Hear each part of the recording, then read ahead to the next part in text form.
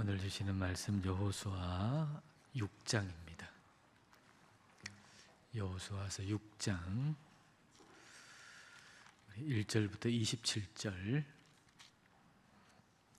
한 절씩 읽겠습니다. 여러분 잘 아시는 내용이니까 더 잘 읽으실 수 있을 것 같습니다. 한 절씩 읽겠습니다.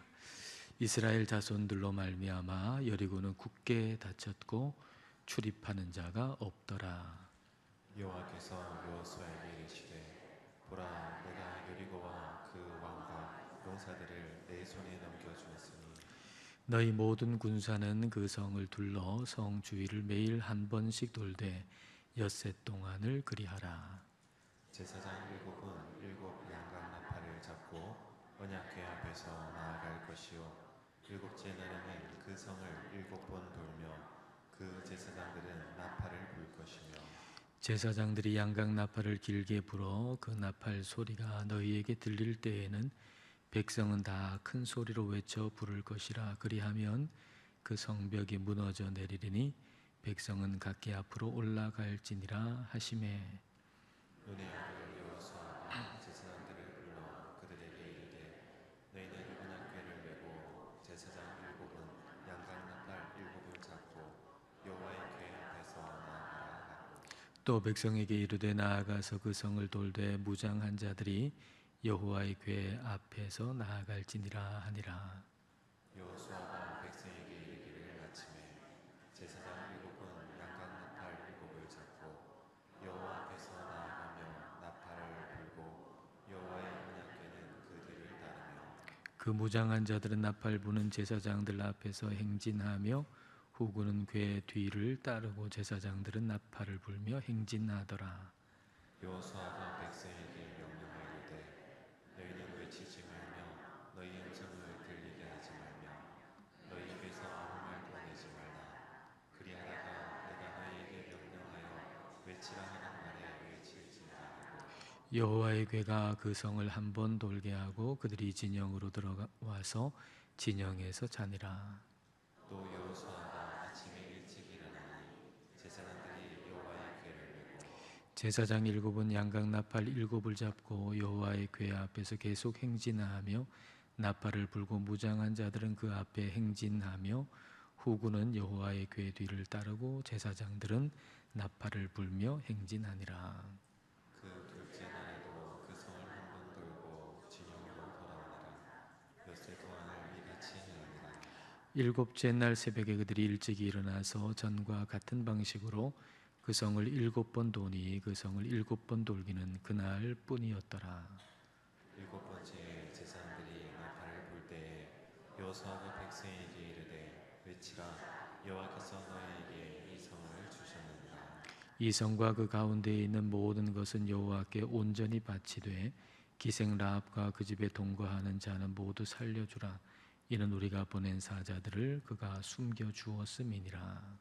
너희는 온전히 바치고 그 바친 것 중에서 어떤 것이든지 취하여 너희가 이스라엘 신용으로 바치는 것이 되게 하여 고통을 당하게 되지 아니하도록 오직 너희는 그 바친 물건에 손대지 말라. 은금과 동철 기구들은 다 여호와께 구별될 것이니 그것을 여호와의 곳간에 드릴지니라 하니라. 이에 백성은 외치고 제사장들은 나팔을 불매 백성이 나팔 소리를 들을 때에 크게 소리질러 외치니 성벽이 무너져 내린지라. 백성이 각기 앞으로 나아가 그 성에 들어가서 그 성을 점령하고 그 성 안에 있는 모든 것을 온전히 바치되 남녀노소와 소와 양과 나귀를 칼날로 멸하니라.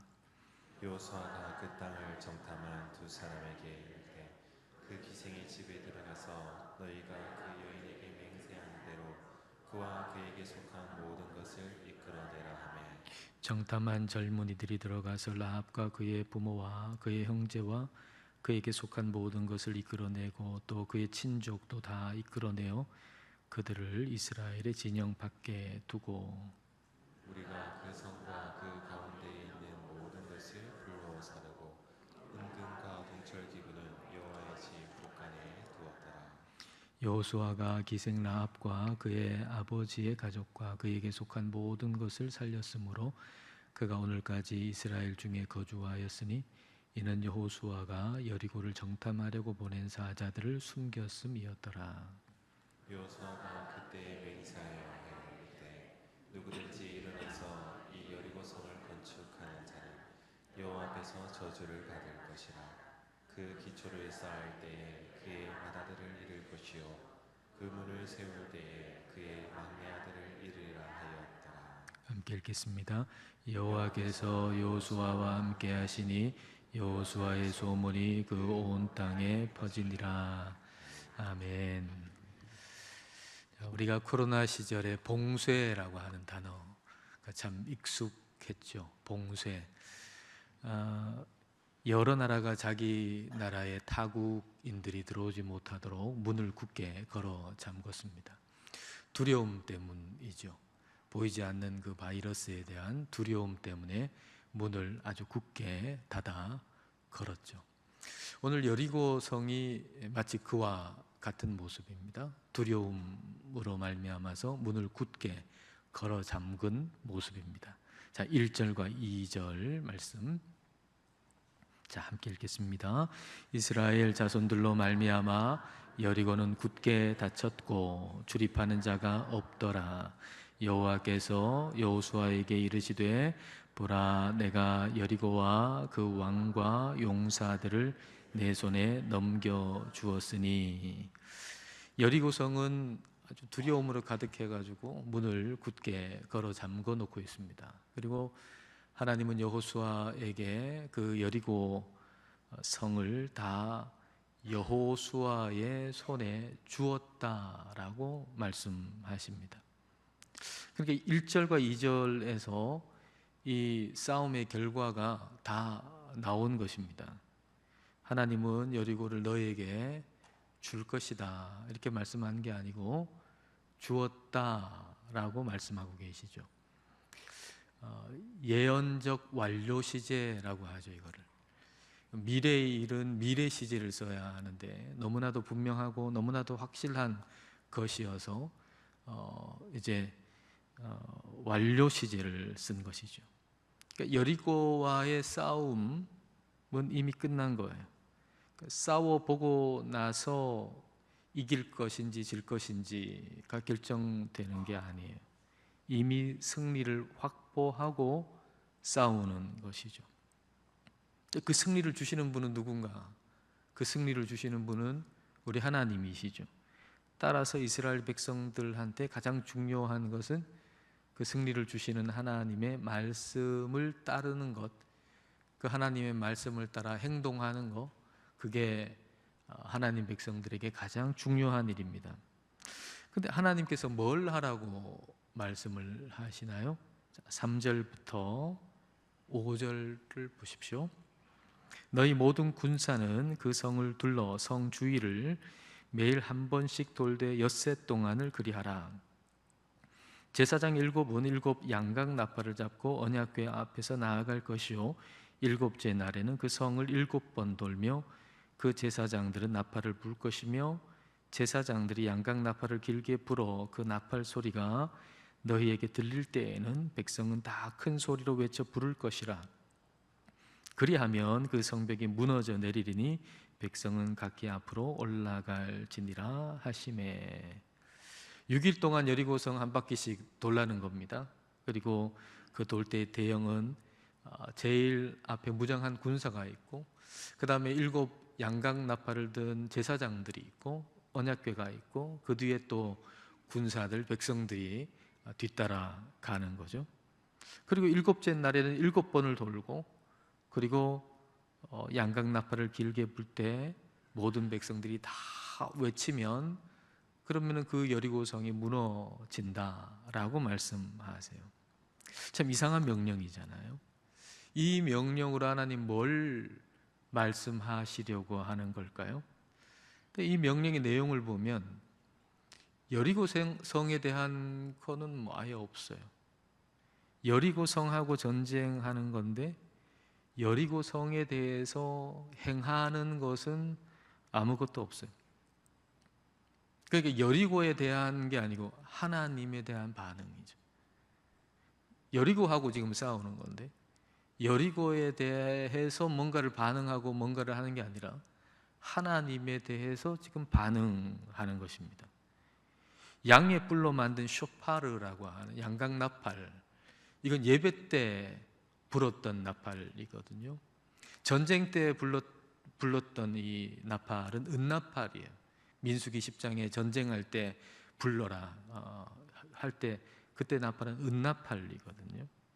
근데 양각 나팔은 7번째 달 첫째 날 나팔절이라고 그러죠. 그때 부는 나팔, 양각 나팔입니다. 그러니까 절기 예배 때 분 나팔이 양각 나팔인 거죠. 그러니까 이 행진은 무슨 행진이에요? 예배 행진이죠. 그러니까 여리고성을 이렇게 도는 것은 예배 행진이에요. 자, 이걸 통해 가르쳐 주시는 게 뭘까요? 여리고에 대한 승리는 하나님께서 주시는 거고, 따라서 승리를 위해서 가장 먼저 해야 할 것은 하나님께 반응하는 거다. 하나님께 예배하는 거다. 이걸 가르쳐 주시는 거죠. 그러니까 이스라엘 군사는 예배하는 군사예요. 우리도 하나님의 군사잖아요. 교회는 하나님의 군사인데 예배하는 군사예요. 우리가 어떻게 세상이라고 하는 여리고를 이기겠습니까? 세상이라고 하는 여리고 얼마나 어마어마하고 얼마나 거대합니까? 그런데 어떻게 우리가 세상이라고 하는 여리고를 이길 수가 있습니까?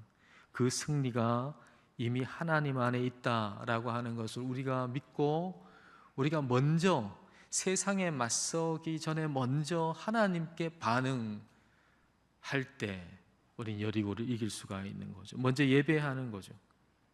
이스라엘 백성이 여리고 앞에서 한 것은 여리고에 대해서 뭘 한 게 아니고 먼저 하나님을 예배한 것입니다. 자, 12절과 13절 말씀, 자, 함께 읽겠습니다.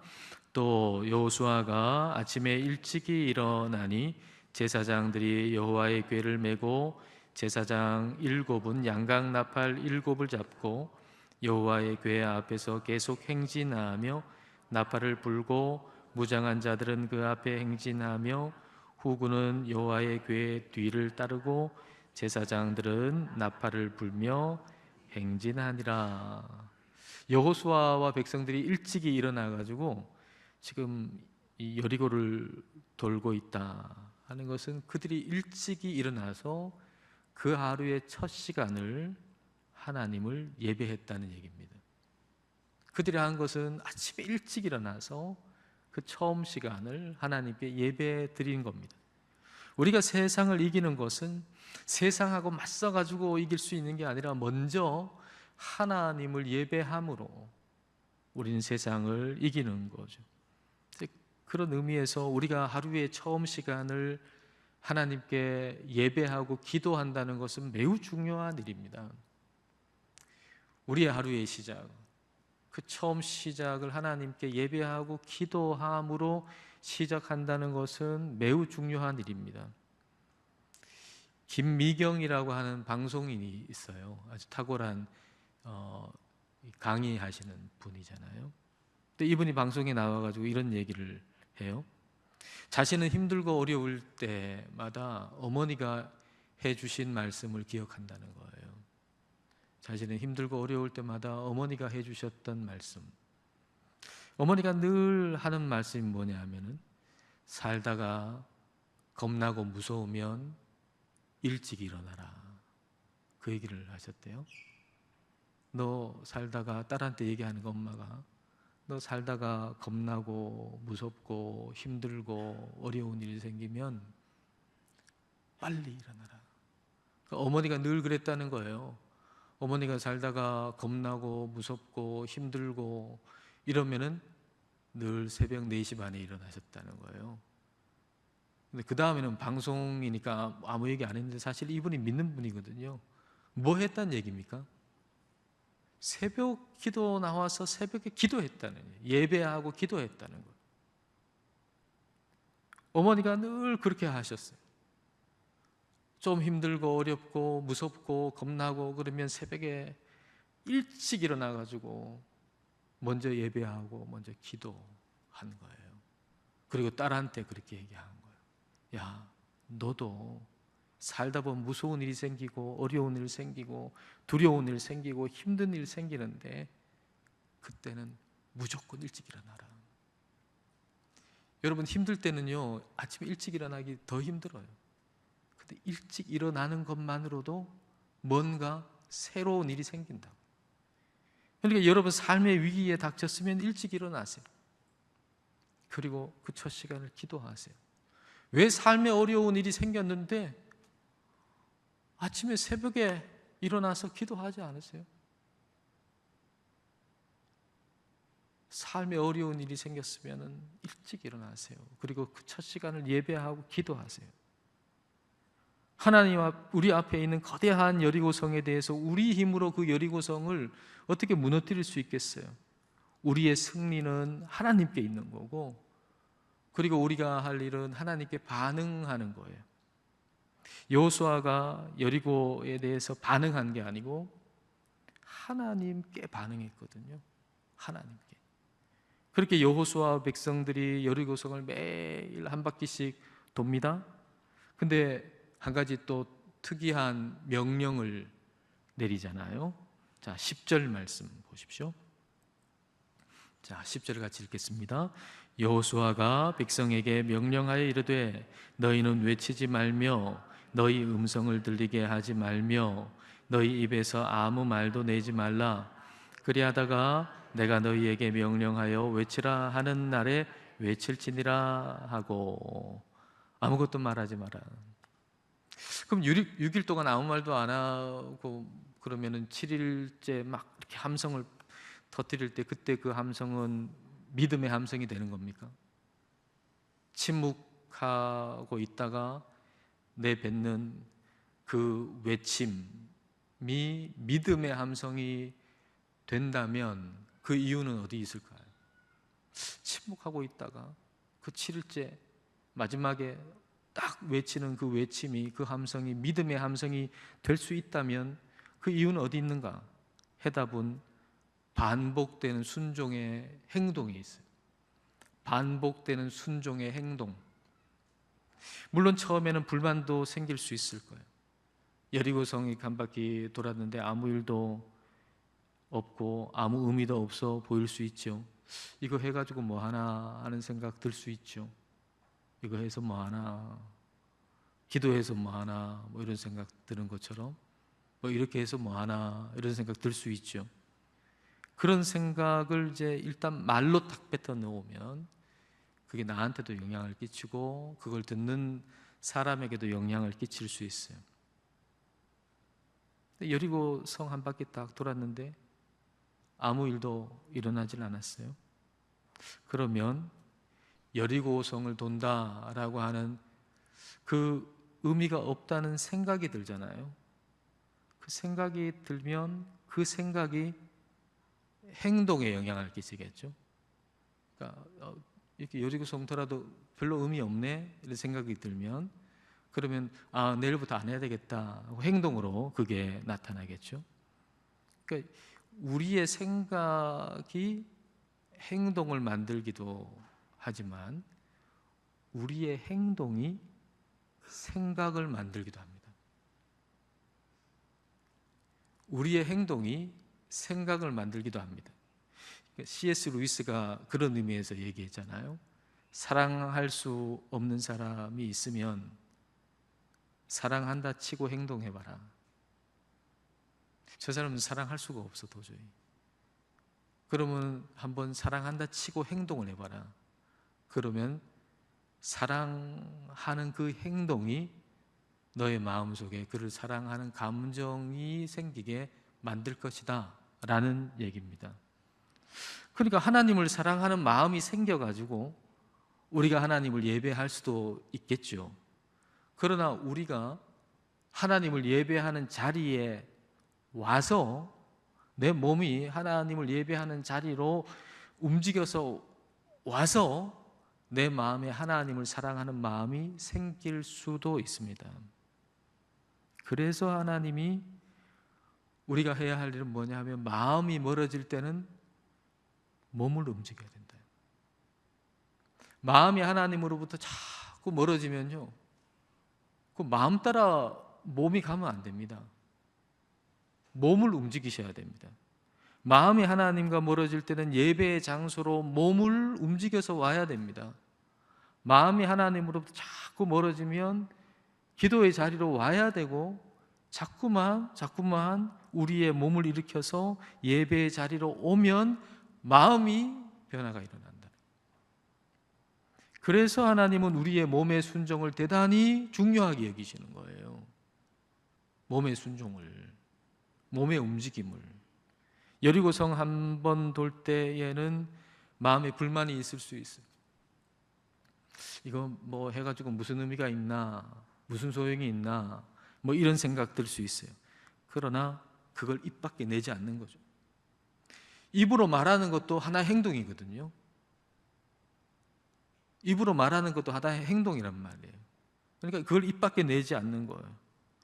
입으로 말하는 것도 몸의 반응이란 말이에요. 그러니까 그 몸이 철저하게 말씀을 따라서 계속 움직이는 거예요. 철저하게. 그 한 바퀴씩 돌아라.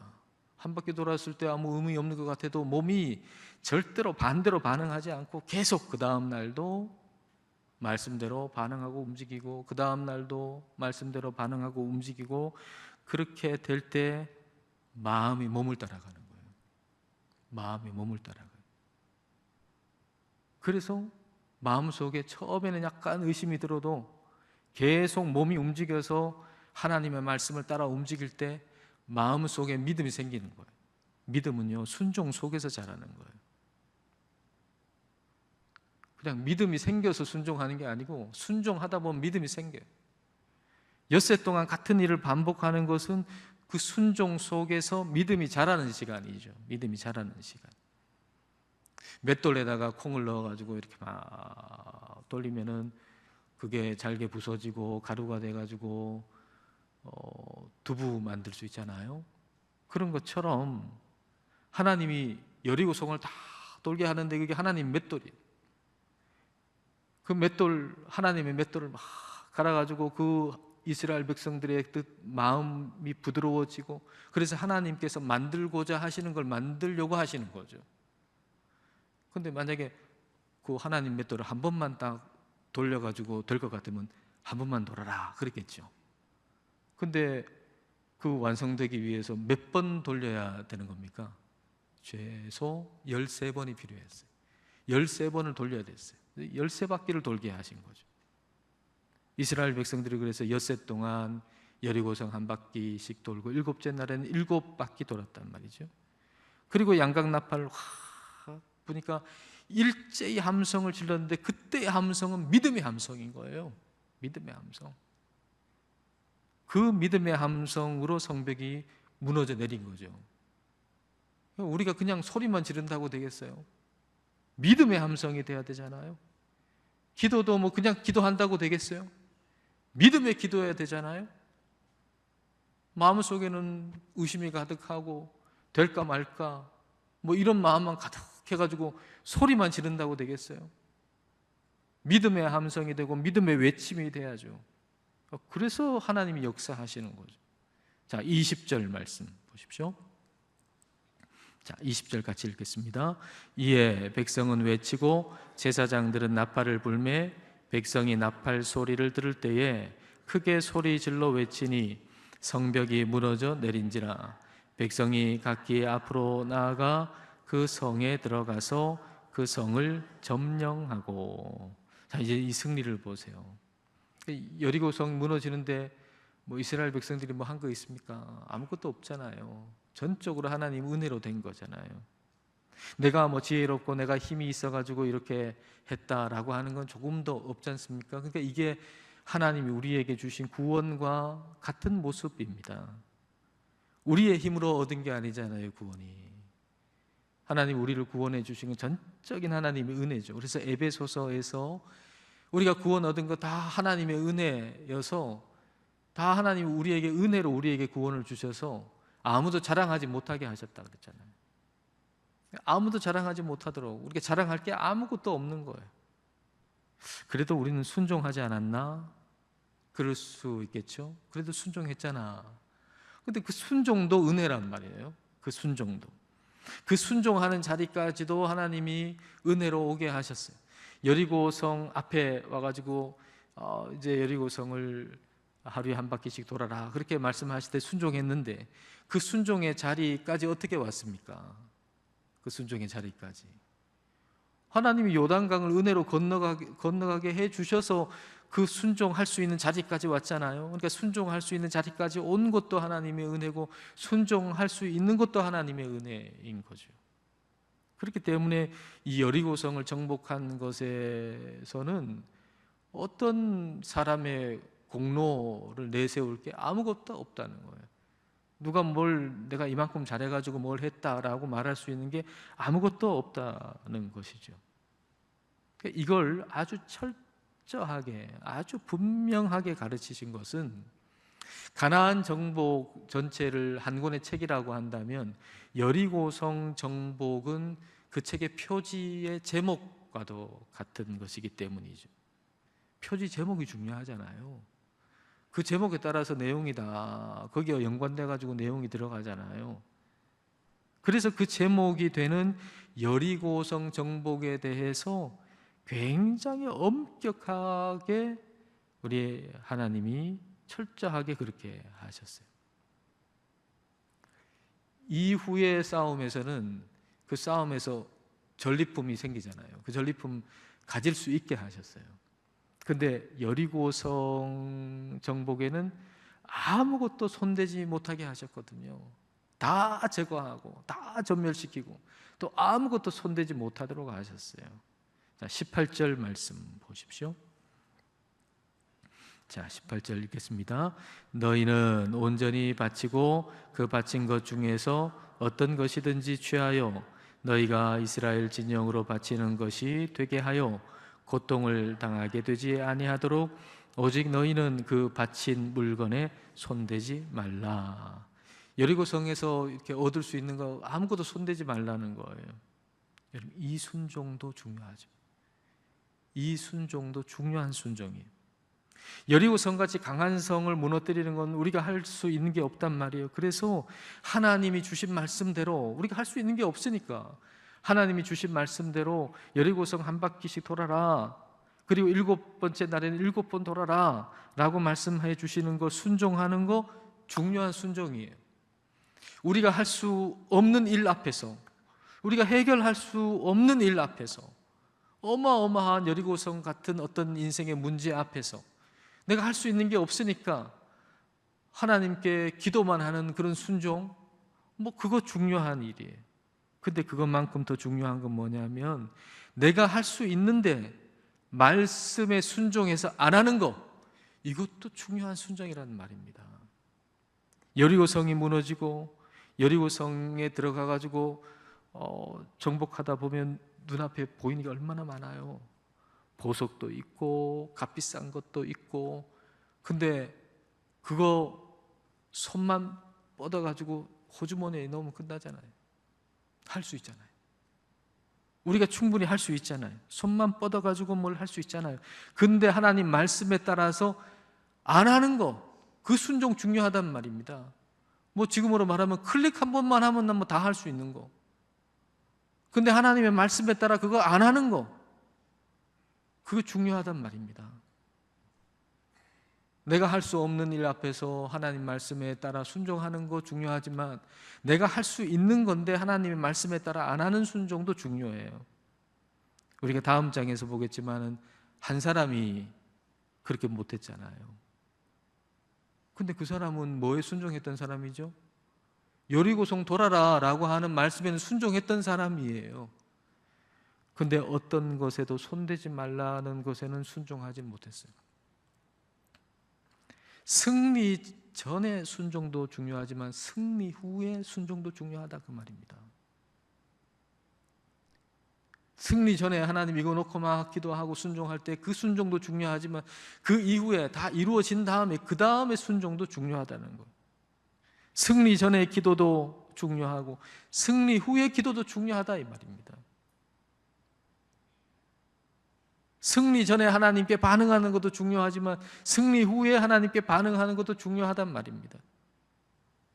우리가 여리고 같은 문제 앞에서 하나님 앞에 우리가 할 수 있는 게 뭐 있어요? 하나님 기도하라 그랬으니까 그 기도하라는 말씀에 순종해서 기도하잖아요. 그런데 그 문제가 다 해결되고 나서 그 다음에 하나님 안 보이는 거죠. 전리품만 보이는 거죠. 그래서 하나님께 반응하지 않고 전리품에 반응한단 말이에요. 이게 우리의 실수가 이런 거거든. 그러니까 승리 전에 하나님께 반응하듯 승리 후에도 하나님께 반응해야 된다는 거예요. 합격 전에 하나님께 간절하게 기도한 것처럼 합격 후에도 하나님께 간절하게 기도해야 한다는 거죠. 우리의 순종은 그래야 하는 거예요. 어마어마한 여리고가 아마 여러분 앞에 있을 수 있을 겁니다. 그러나 하나님께 순종하면 그 여리고도 반드시 무너질 겁니다. 근데 더 큰 싸움은 그 뒤에 있을 수 있습니다. 내가 할 수 있는데 안 하는 거. 그러므로 지금부터 기도하되 끝까지 기도한다. 순종하되 끝까지 순종한다. 이 마음 가지고서 여리고성만 바라보지 말고, 우리 앞에 있는 여리고성은 하나님의 크기에 비하면 아무것도 아니잖아요. 그러니까 그 여리고성에 자꾸 반응해가지고 뭘 하려고 하지 말고 하나님만 바라보라는 거예요. 하나님께만 반응하라는 거예요. 처음부터 끝까지. 그러면은 승리는 이미 우리의 것이에요. 승리는 이미 하나님 안에서 여러분의 것이에요. 그래서 처음부터 끝까지 하나님께만 반응하실 수 있기를 주님의 이름으로 축복합니다.